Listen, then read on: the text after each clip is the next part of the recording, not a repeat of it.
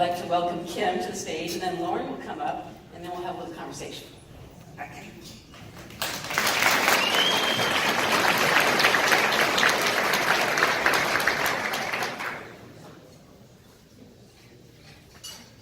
Aloha! All right, in case any of you can't quite tell yet, I am not originally from California. No, I am proud to be born and raised on the small rural island of Hawaii, an island endowed with beautiful waterfalls and rivers. I have a secret for you all tonight, though. So these waterfalls and rivers only represent one path that water takes to make it from the mountains to the sea.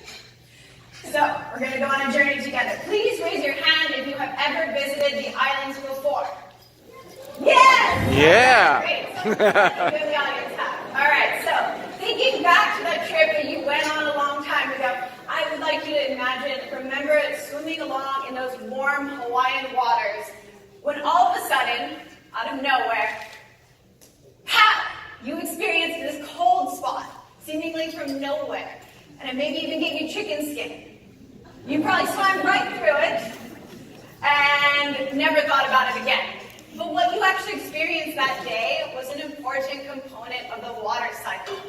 That was fresh groundwater from the island's aquifer leaking out of the sand and then buoyantly floating up to the surface. Had you walked along that same beach that day, you may even have seen that groundwater discharging out of the sand as little tiny riblets leaking out into the ocean. And now, coastal groundwater discharge is not a phenomenon unique to Hawaii. In fact, it is actually ubiquitous across all of Earth's coastlines. In fact, it is this groundwater discharge in combination with riverine discharge that translate the changes on our land out to the ocean. And while you may not remember experiencing groundwater discharge that day in Hawaii, I can tell you somebody who never forgot. See, our ocean is filled with marine historians, such as corals and plankton. And these organisms integrate the ocean's chemistry into their skeletons and into their sediments. And they produce a marine record of all of Earth's geoclimatic changes. And the cataloging system they use? Elements. So we are currently, in case you haven't heard, in the midst of writing our own chapter in Earth's history, fossil fuel-induced climate change. And we are changing our planet's climate fast, faster than it has ever experienced before. But the big question here is, how can we know that? How can we possibly fathom all that Earth has experienced in 4.5 billion years? Well, these marine historians have been at work a very long time, cataloging all of our planet's changes through changes in ocean chemistry, utilizing a multitude of elements. Some maybe you've heard of before, like carbon and oxygen. Others maybe you hear a little bit less about, such as the 5I study from my PhD thesis at UC Santa Cruz. These include lithium, magnesium, calcium, strontium, and barium.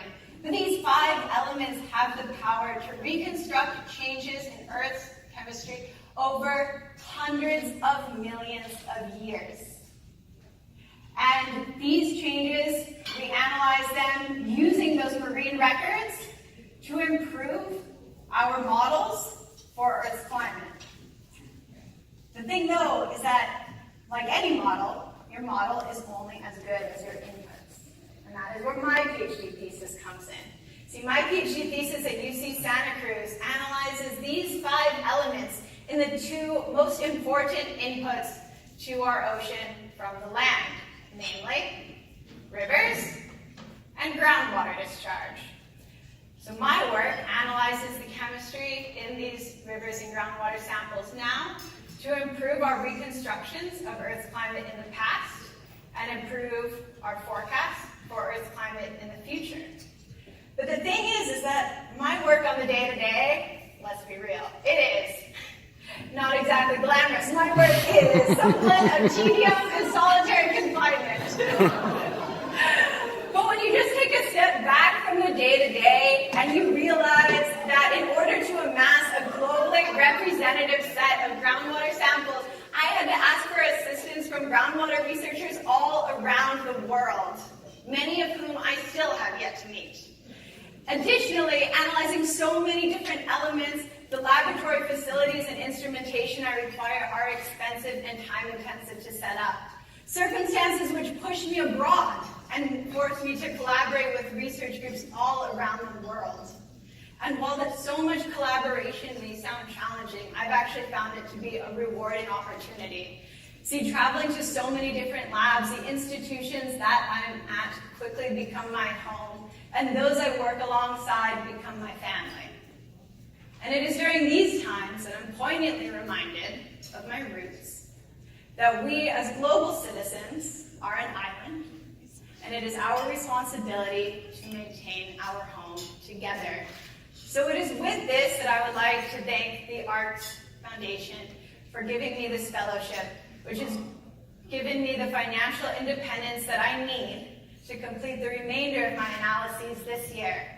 And it is my job, after my analyses are complete, to construct the most accurate input values that I can, collaborate with modelers relevant in this field, to better reconstruct the changes in Earth's climate in the past, so that we can improve our forecasts for our planet's climate looking to the future.